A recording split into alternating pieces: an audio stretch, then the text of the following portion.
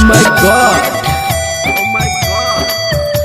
माय god बता दे गो record जवानी कह रहत डन लड़ चल हट। ओ माय गॉड बता दे गो रिकॉर्ड जवानी कह रहत डन लड़।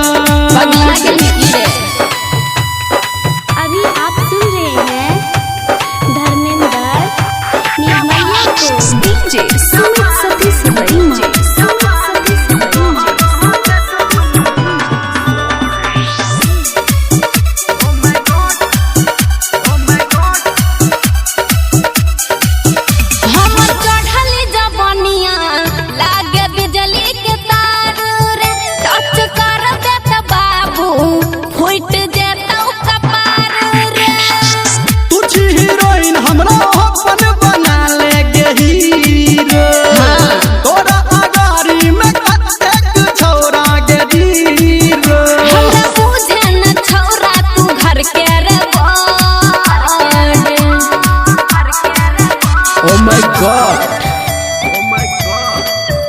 ओ माय गॉड बता दे गो रिकॉर्ड जवानी कह रहत डन लड़। अच्छा ओ माय गॉड बता दे गो रिकॉर्ड जवानी कह रहत डन लड़।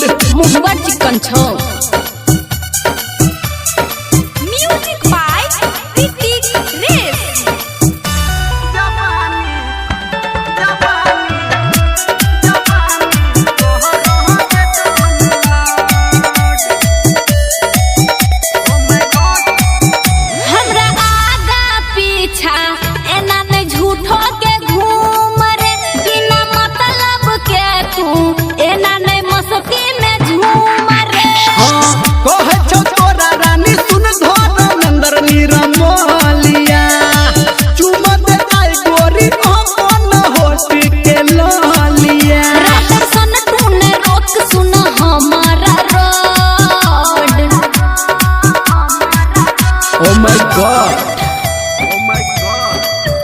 ओ माय गॉड बता दे गो रिकॉर्ड जवानी कह रहत डन लड़। ओ माय गॉड बता दे गो रिकॉर्ड जवानी कह रहत डन लड़।